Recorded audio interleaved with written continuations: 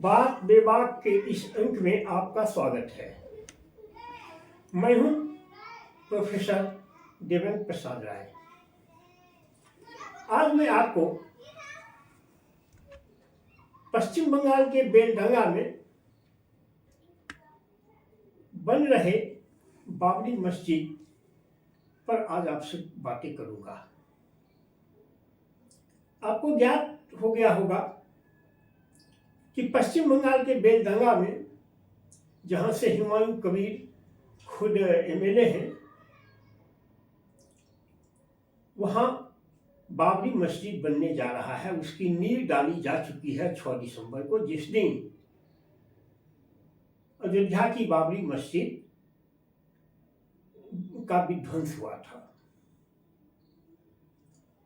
अब वहां कहा जाता है 2 लाख लोग आए।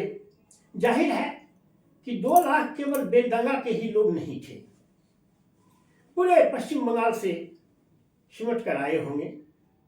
खैर, जो भी हो, सवाल यह है कि मस्जिद और मंदिर तो सैकड़ों भारत में हर दिन बनते ही रहते हैं,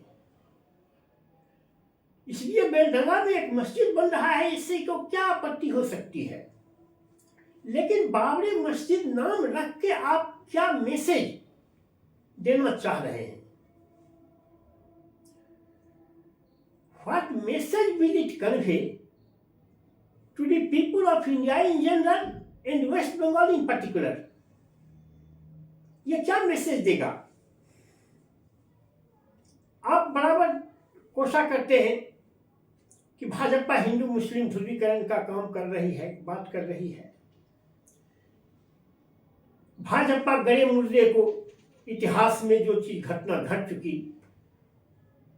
उसको उखाड़ रहा है, उसको कुरेद रहा है और उसको कुरेद कर भारत की जनता की भावनाओं के साथ खेल रहा है। आप क्या कर रहे हैं? आप बाबरी मस्जिद नाम रखकर क्या आप गड़े हुए मुर्दे को नहीं उखाड़ रहे हैं? आप क्या इतिहास को कुरेद नहीं रहे हैं? सवाल यह है कि आप कुरेद रहे हैं, भाजपा कुरेद रही है। कोई कुरेदे, घायल तो हिंदुस्तान ही होगा ना, घायल तो भारत के लोग ही होंगे ना। और यह इसका प्रतिफल क्या होगा? 38% वोट भाजपा को मिल चुका है। आप पानी पी पी करके भाजपा को हराने की कस्में खाते हैं। भाजपा मुस्लिम विरोधी है ही, हिंदू राष्ट्रवाद उसका आदर्श ही है, तो वह मुस्लिम विरोधी है ही। लेकिन आप क्या कर रहे हैं? 38% वोट उसे मिल चुका है। 72% के करीब, या रखिए रफली 70% हिंदू जनता है बंगाल में। करीब 49% तो उसको स्वीकार कर ही चुकी है।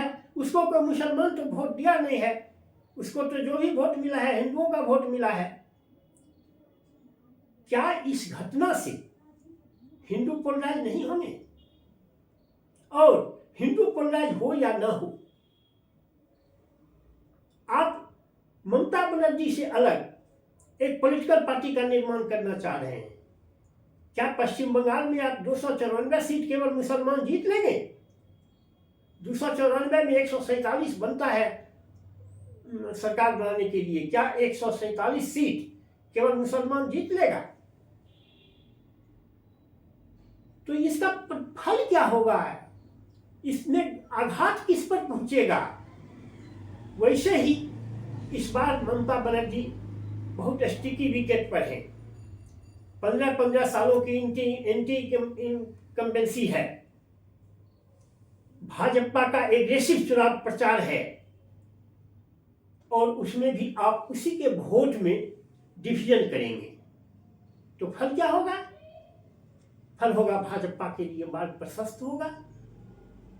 तो आप तो भले भाजपा को के पक्ष में नहीं हो, सुनते हैं ओवैसी साहब के इशारे पर यह काम हो रहा है अब ओवैसी साहब को लोग कहते हैं भाजपा के एजेंट हैं, मैं तो भाजपा का एजेंट नहीं कहूँगा। ओवैसी साहब को इतने असदुद्दीन ओवैसी साहब को इतने गिरे हुए आदमी नहीं हैं, और न ही इतने साधन विपन्न हैं कि वह कुछ चंद पैसों पर भाजपा के हाथों बिक जाए। ऐसा मुझे इसकी उम्मीद मैं बिल्कुल नहीं करता हूँ, इस पर मुझे तनिक भी विश्वास नहीं है। हाँ, अपनी राजनीति चमकाने के लिए कर सकते हैं, लेकिन आपकी राजनीति फल क्या लाएगी? आपकी राजनीति पश्चिम बंगाल में भाजपा के लिए मार्ग प्रशस्त करेगी, और उसकी सरकार बन जाने के बाद भाजपा की सरकार उत्तर प्रदेश में क्या कर रही है मुसलमानों के साथ, वह किसी से छिपा हुआ नहीं है। हम भी जानते हैं और आप भी जानते हैं। क्या चाहते हैं उत्तर प्रदेश की घटना बंगाल में भी दोहराई जाए? अगर आपको भाजपा को रोकना है तो दूसरी कोई ताकत वहां उसको नहीं रोक सकती है। कांग्रेस और वामपंथी पार्टी तो कब का मृत प्राय हो चुकी है।